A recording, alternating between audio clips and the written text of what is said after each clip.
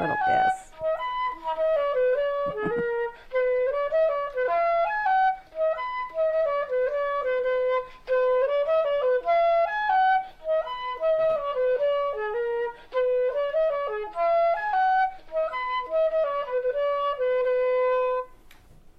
Hi, this is Sally Morgan, physical therapist, craniosacral therapist, and Tellington Tea Touch practitioner for animals and people.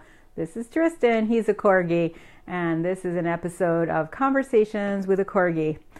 And we are having all kinds of things going on here. A couple of my clients went out to look at the moose and said that it's pretty much skeletal, and one antler is missing and a hoof is missing, which means some toothy critters came along for those. But that's a relief, and he's also not stinky, which is also a relief. There's a few vultures hanging around here and there, a little bit of an eagle once in a while, but the moose is definitely been used for a lot of people's meals, so that's good. And what else is going on, Bist? We have the TED Talk. So we went yesterday to do another practice run with the TED Talk, and really just had to read it because I've only had my final draft, not even 24 hours yet. So that went okay, but now I have 3 days to memorize 5 pages of type, which is 7 pages in 14 points. So anyway, it's a lot of work. So we'll be doing that today. Not much else today, tomorrow, and Sunday. And then we have to do another test run on Monday where they don't think that we will be using any note cards or anything. I don't know. I think a lot of people are having a lot of memorizing this weekend. And we've got this tremendous rainstorm coming with wind on Sunday. They're predicting loss of power and things. Thank God it's not including snow. That would be worse. So I have battery-powered lights and things, and don't plan to go out much on Sunday. Just be memorizing the TED Talk. Although at some point we might make some soup, but I don't even think we have time for that.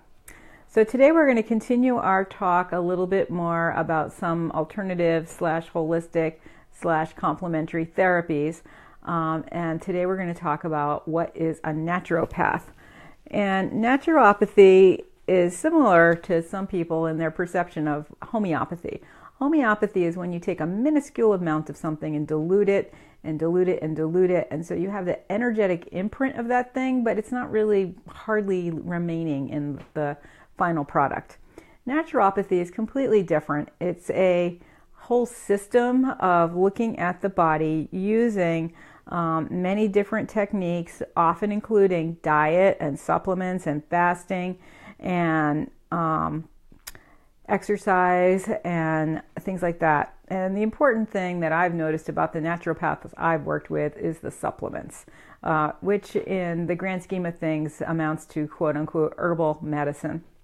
And the other thing that I've noticed in my area, I'm in a very liberal area with a lot of alternative therapists of every kind and many different kinds of psychotherapists for that matter and different doctor specialties. There's one person in my area, I'm not even sure if he's a naturopath. He has a PhD in something, but he is not an MD. Anyway, when you go to his facility, they do tons of expensive tests that insurances don't cover, and it can be really cost prohibitive to see him. And a lot of my clients have not reported huge and wonderful results from getting those millions of tests. Occasionally, one of them will have discovered something they didn't know was off, but it's the same kind of thing a good routine exam with an MD would get you at the end of the year. So, and naturopaths, just an FYI, interestingly, are required to have a 4-year degree after a 4-year undergrad degree. So that's the same as chiropractors, same as physical and OT therapists these days. So it's just 4 more years of college. Don't forget that your MD has a year of residency and some other horrendous things with a terrible exam at the end piled on top. So their skills are much more in depth than a chiropractor, a PT, or a naturopath. And then like chiropractors, PTs, and naturopaths, like PTs and chiropractors, naturopaths also have a board exam from their company from their organization that they have to take at the end of that 4-year period. And it's pretty comprehensive, covering all the things that they've learned. And there's a whole list of prerequisite classes you have to attend one of the not so many colleges that offer, or universities or schools of different types that offer a naturopathic degree. And in 19 states now, you can go to a naturopath as a person, and it's considered, the naturopaths have to register there, so there's licensing in those states, which include, Massachusetts, Vermont, and that's recent in Massachusetts, Pennsylvania, New Jersey, Maryland, Colorado, Arizona, Montana, Alaska, DC, Kansas, Montana, Utah, and Oregon, and a few others that you can find on the internet if you're really curious about your state. And in 5 states, it's flat out illegal to be a naturopath, including Florida and South Carolina. Just an interesting thing there. And of course, as with chiropractic and PT and every one of these, massage, there are so many lobbies for and against what you're doing. So there's a constant strife in the legal system about that. You can't take an online class to be a naturopath, which is good because there's a lot of clinical stuff that goes along with it, just like being a PT or a chiropractor. And what you do when you become a naturopath is help people with general, maintaining general health and wellness, and trying to not get sick, preventive medicine and treatment to maintain optimal health. That's the real emphasis with a naturopath.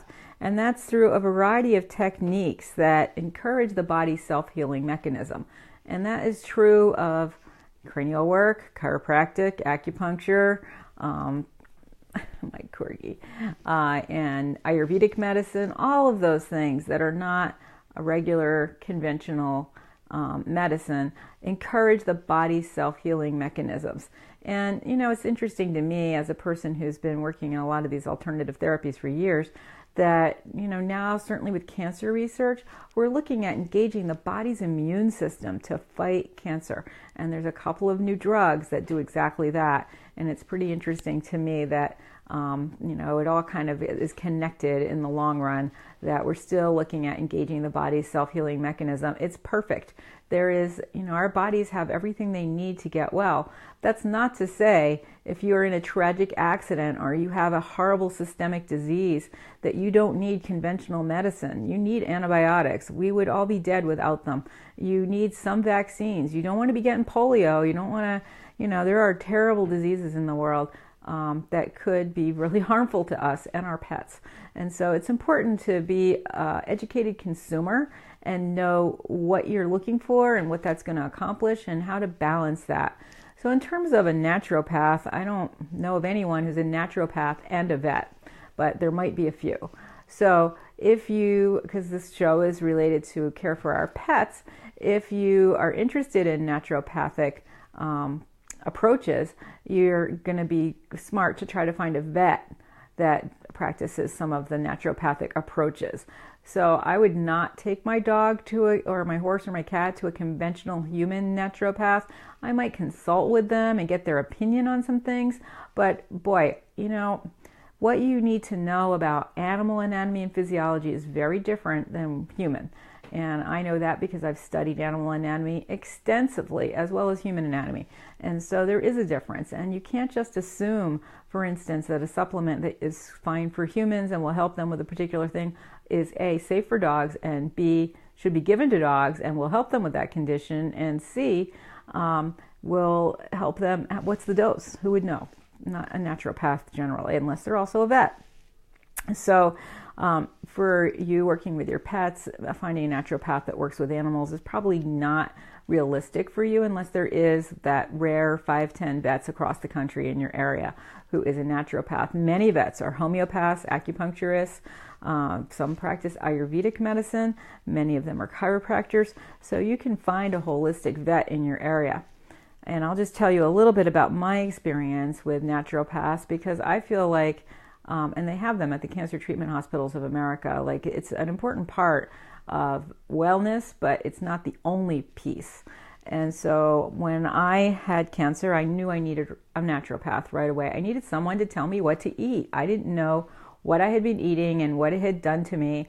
I now understand that eating a lot of fermented soy for a number of years as a meal every day was a bad idea for me. I can't blame that on my cancer, but it sure didn't help me not get cancer. And eating certain foods that were not organic and that are pretty highly toxic when they're not organic, again, not helping me. But what my naturopaths have done for me is give me a lot of supplements. And at first I was skeptical. I have no problem taking pills, and they're expensive. I spend a lot of money on supplements, and I'm reluctant to believe that just this one supplement is going to accomplish what all of mine are doing. I take many supplements that have been known to have anti-cancer effects, and I take many supplements to decrease inflammation. I might not need all of those if I would stop eating cookies after my meals, but I do love my cookies, and there's sugar in cookies, and sugar creates inflammation. So luckily I have some supplements to help me with that. But one of the effects of my cancer treatment was severe osteoporosis. And so I was going to my naturopath who had helped me. She had worked at the Cancer Treatment Hospital of America, and she helped me with a lot of supplements that were working in tandem with my chemotherapy to make me feel better, but not make the chemo not work. And that's something you have to be really careful of when you have chemotherapy. Don't take things that are going to make the chemo less effective, which is why I was able to take a homeopathic, because there's a teeny little bit of a smidge of a minuscule molecule in a homeopathic, like Tramiel, which helped me. But I don't know that I would trust taking a bunch of herbal supplements while I'm taking chemotherapy. And again, you shouldn't eat grapefruit when you're having chemotherapy, and nobody told me that. And I'm not even sure that using grapefruit essential oils on your body, or certainly not drinking them, I don't think that would be a great idea either when you're getting chemotherapy. And again, that's my personal opinion, but certainly some of the supplements that my first homeopath or naturopath put me on was really helpful. I felt a lot better after I took them. I could feel more strength and flexibility in my body. And critically, she had me taking tons of probiotics. And that's something all of us need to be aware of. When us or our pets are taking any kind of antibiotic, you need to be on probiotics. And a lot of people like me take them every day in perpetuity, because our gut is our first line of defense against bacterial and microbial insults to our system. A lot of the emotional centers are in the gut. You need a happy, healthy gut, and so does your dog. And especially if you've had, poor animals, horses, dogs, they get Lyme disease, and you need to take a lot of strong antibiotics for that. But it can really wreck your digestive tract. So it's important often when your dog is on any kind of antibiotic to be on probiotics and also digestive enzymes, because the bacteria are going to be killed by the antibiotic. So you need to keep restoring that and building it up so that you can digest and that you don't fall into ill health while you're on your antibiotics from severe diarrhea if your pup is on an antibiotic. So make sure that you know about probiotics and digestive enzymes. I know my sister sells them on her website, www.drjudymorgan.com, and her products are excellent, and I have them in my fridge and use them when I need them. So certainly having my naturopath give me probiotics was very helpful, and some other things. However, she was still, after the cancer treatment, under the supposition that taking a calcium supplement is important for someone with osteoporosis, which I had. So that turned out to be a mistake. I was getting worse and worse, and I had a client who recommended her naturopath highly. She was complex. She had a lot of different things going on, including Lyme disease. And I thought, you know what have I got to lose? Just go for a treatment, see what it's about. I went to him, and he proposed a whole new approach for osteoporosis, which was anti-inflammatories, because bone can't grow during inflammation, and calcium creates inflammation. And lo and behold, a few years after I started working with this guy, I had an outpatient client, a man who was a soccer coach who also had severe osteoporosis. He was built like a soccer player. You would never believe. He wasn't like painfully thin or very fair-skinned or any of that. He was a regular person with bad osteoporosis. And he had gone to, because he was a man, it's hard for him to get treatment. So he'd been going to a big hospital in Boston, and they told him the same thing. You're not going to take a calcium supplement because we need to decrease the inflammation in your body. And in his case, part of his osteoporosis was indeed due to his diet. So his traditional medical doctors actually put him on very similar things to what my naturopath, my new one, put me on. And sure enough, I mean, when you have bad osteoporosis, you can just feel your bones kind of not being strong, or at least I could. And within a couple of months, I felt a lot better. And now I can drive for 5 hours and get out of the car and walk a little stiff for 10 steps and then take a run if I have to. Initially, part of how I knew I had a really serious problem was I'd drive an hour and a half to the job I had then, and I could not get out of my truck. I would have to stay out there for a while, taking deep breaths, gradually straightening up, straightening my legs, and then grabbing onto all the cars in the parking lot to get across the driveway. And then I had to really rest for about a half an hour before I could do any kind of work with a patient that required any kind of lifting or steadying. So that's a pretty serious problem. And now I'm so much better. I have no problems really anymore, thanks to the work with my good new naturopath. But, you know, he may be limited in some other areas. Certainly if I had Lyme disease, I would continue to seek his advice. And he's been helpful with a lot of other things in my life, other medical issues. And I send him a little thank you note whenever I go back for another bone density scan and it's staying the same or getting a little better, because my endocrinologist, who's also the person that works with bone density, said that she would expect, because of the drug I took, and I only took it for 3 or 4 months, she would expect appreciable bone loss for the next 10 years. And it hasn't been 10 years yet, but my bone loss has stopped and in fact is getting a little better. And of course I have an exercise program and things to help with that.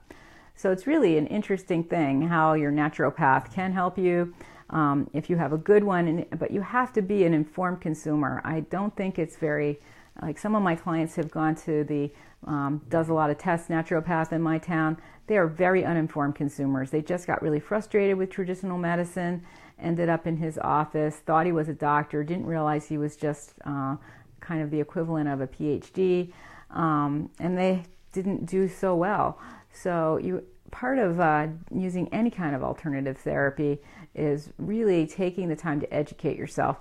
And I have to say, it's really hard to educate yourself about alternative therapies, because the first 2 pages, when you pull up on the internet about any of these things, there's a little bit from like their board, like the chiropractic board or the naturopathic board, but then there's a lot of stuff about this is quackery and who are these people, what do they know, my terrible experience with this person. And so it's not easy to get good information. So hopefully this little series will help some of you. So a naturopath may be good for you. Hard to find one that's going to work with animals. Definitely I would go to a vet. Even if I had a human naturopath that was giving me advice about my dog, I would check with a vet. Do not do anything with your dog from a naturopath without talking to your vet, unless your naturopath is a vet. Because again, a lot of those supplements aren't going to be in the dose or the type that you need for your dog. One of the things I've learned in the last month is that turkey tail mushrooms have really giant anti-cancer properties. And certainly in Chinese medicine, mushrooms have been something that you use to combat cancer as well. But I know that I would certainly want to talk to my sister. Mushrooms are not all good for dogs, and some of them are toxic. So before I was giving my dog any kind of mushroom supplement, I'd sure want to talk to a vet. But if I had a dog with cancer, certainly I'd be exploring turkey tail mushrooms, depending on the type of cancer the dog has. And, you know, we have really good veterinary care for dogs with cancer now. There are many dogs who are not only surviving chemotherapy, but continuing to do well for years after, and having no more recurrence of the cancer. So it's becoming something that, you know, a person with a dog with cancer would want to explore more fully. But again, I would go to a vet, and somebody like my sister who has had dogs who have had cancer, and she's done a couple of different treatments and has some regrets and some successes. I think somebody like that would be really more helpful if you have a dog that has a problem like that. So that's a little bit about naturopathy, and not to confuse it with homeopathy, which is different. And, you know, again, it's mostly, people think of it as something where you have a lot of supplements, because that's often what they do, is tell you some supplements that you need. And they take an extensive intake look at you and ask you a bunch of questions about your exercise habits, your eating habits. They look at, you know, your general condition and your level of health and your vibrancy, your chubbiness, and some of your typical screens that you would get from your MD, like your cholesterol and things like that, blood pressure, heart rate, those sorts of things. And my naturopath, actually, the first one, was one of the first people who said, you should get a bone density scan, because my MD hadn't said I needed one. But I had to do the legwork and find the endocrinologist and, you know, put all that in place. So I know it's so hard for people, if you don't have a medical background, to get good care, because you really have to know what you're looking for and demand it. And sometimes you have to pay out of pocket because insurance doesn't cover everything. So anyway, that's a little bit about that. And what do we got out there today, Beth, that you're barking at? Is it squirrels? Yesterday, I had some not so healthy nuts, which I stuck out in the yard for whatever wants to eat them. And when I was coming back in, just on the other side of my fence was one of the 2 twin fawns that were born this year to the doe that lives around here. And she was the littler one, and I could get like 25 feet from her, and which is not good. Like, she should be afraid of people. Hunting season's coming up, but I mean, with purple hair, she might be able to tell me from others. But I have an interesting relationship with her. I almost hit her with my car one night. I stopped just really inches from her, and she just stood in the road looking at me really intently. And I rolled down the window and kind of waved at her, and I practically had to get out of the car to scoot her off the road because she just was staring at me. And now she's living out back here. I've got some poison ivy on the fence, and apparently these deer really like it. And maybe she's had some nuts tonight. I don't know. But she was just on the other side of my fence, just completely fascinated with me. And it's interesting how my fence has not only kept the animals out so that they're not in my space, but it's made them feel like I'm not in their space. So we have this nice kind of border between us so that they feel safe and I feel safe, because we all know neither of us can run and jump that fence really fast. So we have a bit of protection from one another, and it's been kind of a nice thing. All right, Biscuit, we're going to go memorize. Tristan's going to have to hear my talk about 700 times today. So thanks for joining us for this episode of Conversations with a Corgi, and we might take a few days off here and there before the TED Talk, which is next Thursday. Certainly we won't be here on, what days is it next week? Monday and Wednesday I'll be at my educator job. So we really only have Saturday, Sunday, and Tuesday. So I'll try to do an episode between now and then a couple of times, but if I get really stressed with this TED Talk, I might not be able to. And I'm hoping to possibly do the TED Talk on Facebook Live, either before or after the talk. So anyway, we'll see how that goes too. I might be too nervous, and it will be posted on my website, my Facebook page, once it's available for me as well, so that everyone will be able to see it. So thanks for joining us today, and everyone have a great day. We're having a lot of sunshine today.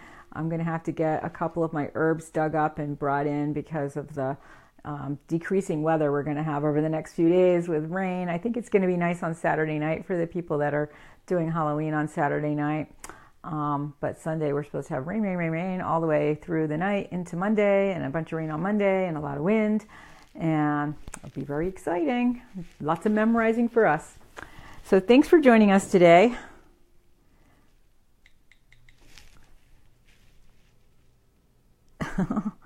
Go music. Where we talked about naturopathy and how that might or might not be helpful for your pet.